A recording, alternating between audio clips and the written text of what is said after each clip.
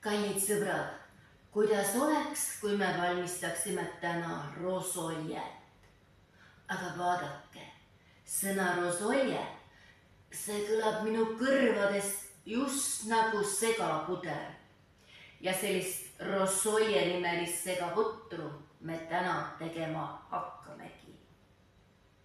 Alustuseks kallame kastrulisse pakki hapukoort. Ma tean küll, et tegelikult lisatakse maitsestatud hapukoore majoneesi segu alles pärast tükeldatud asjadele, aga mina teen seekord vastupidi. Ma lisan sellele hapukoorele ka majoneesi. Ei pea panema, aga kuna mul on kodus natukene ka sinepit, siis ma lisan siia hapukoore hulka ka sortsu sinepit. Ja lisan veel ühe paki hapukoort, sest ma ei taha, et salat liiga kuivi jääks. Segan veidi, lisan ka soola, nii et maitselt paras oleks. Lisage salatile kuigi palju pipart.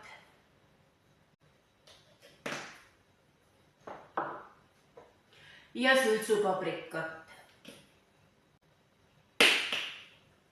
Kellel on võimalik, see võib täiendada seda maitsestatud hapukoore majoneesi segu ka aroomisoolaga, aga mida mul ei ole, seda ei ole ja seekord jääb minu poolt aroomisool lisamata.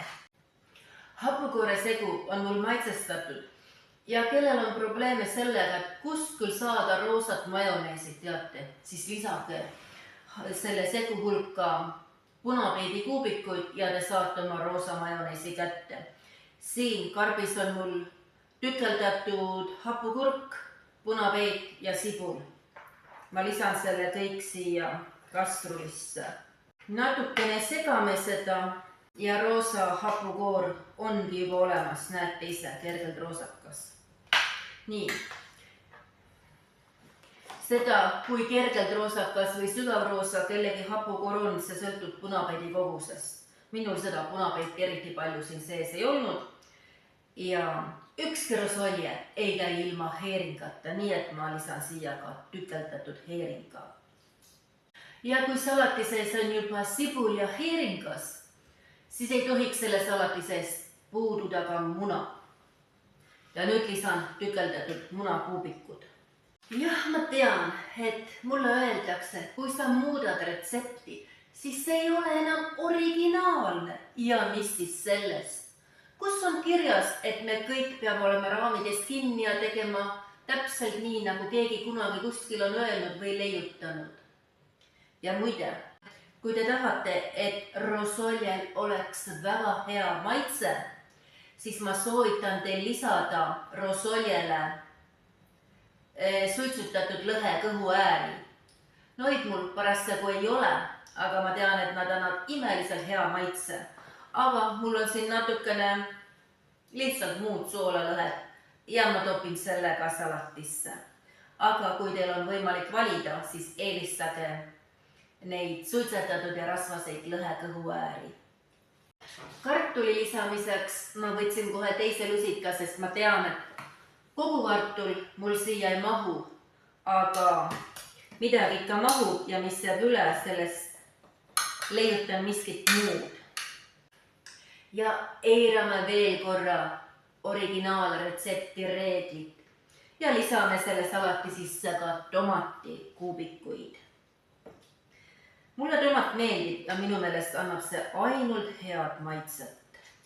Ja muidugi hernest. Ma oleks herne peaaegu unustanud. Roheline hernes on samuti väga hea ja maitsev toiduaine ja mulle ta meeldib.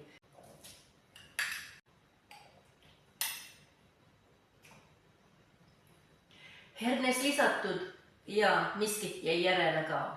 Suurepärane. Ega külg küllele liiga ei tee. Mulle tundub, et õige pisut mahub siia veel kartulikuubikuid. Vahetan lusika kulbi vastu välja ja luban enesele ka tassikese teed.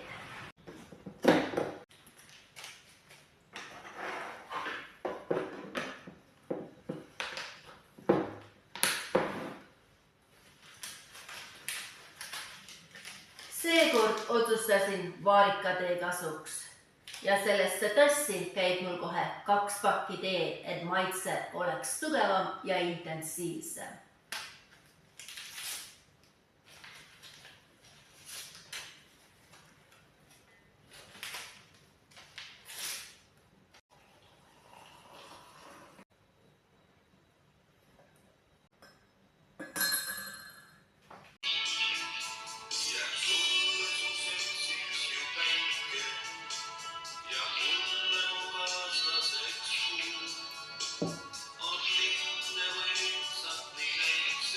Suurepärane.